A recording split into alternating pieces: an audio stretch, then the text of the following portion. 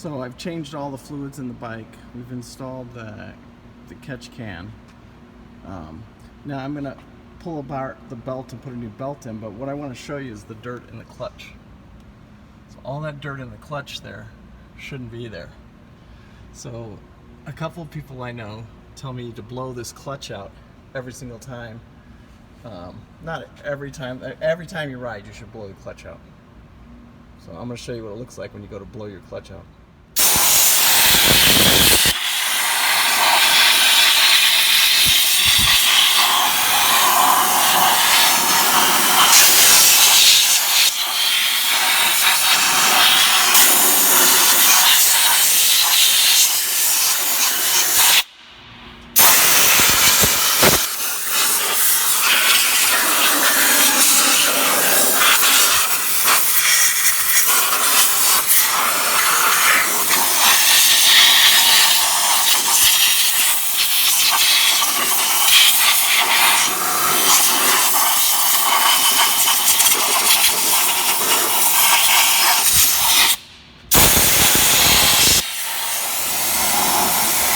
Couple quick things I want to tell you is the belts are definitely directional, so you want to keep them going the rotation.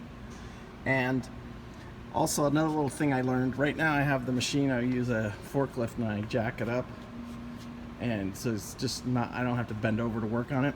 But one thing I learned is you can't put the cover on the back of the machine without, I had to set the machine down to pull my cover off. It was not coming off until I set the machine down. And what it is this rear end, the rear end comes up and it's a little bit wider. It gives you a little bit more room. See the V on the rear end? Anyway, when you come up, it gives you a little bit more room and you need that clearance. So right now, I could not get the cover on or off right now. I have to set the machine back down. So I've never changed the belt in this yet, and you can tell right here, this belt still looks like it's in really good shape. It'll be a good spare belt, good finish a trip off or something. But if you look at this and you compare them, you can see it's got a slight bit of wear on it. Like this belt is just about a 30-second wider, so you can tell that the rubber's been wore off of it. But I don't consider myself hard on belts. I'm not sure how many miles right now. I have 1,450 miles on the machine, and I've never blown a belt. So I decided I'm going to St. Anthony's in a couple weeks. So I've decided to put the new belt on here, and then I'll just use that as my spare belt. But as you can see, I blew out the clutches. So, and that's something I should do more often. Like, I've done it twice. I've got 77 hours on the bike. I probably did it right about 35 hours. I did it at 77, but they were a little bit dirtier than I would like them. Up here in Utah, the riding is really, you get into that real fine powdery stuff, and there's no keeping that out of there. I can tell you, after changing all the fluids in it, everything, all my fluids look nice and clear except my front end on the front diff.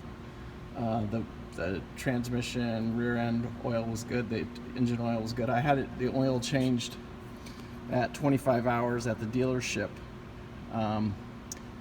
They recommend it, but Can-Am is every 100 hours on the service. But I just went ahead. I have 77 hours on it, so I went ahead and just changed all the fluids. Like I said, I'm going on a big trip and start fresh with it.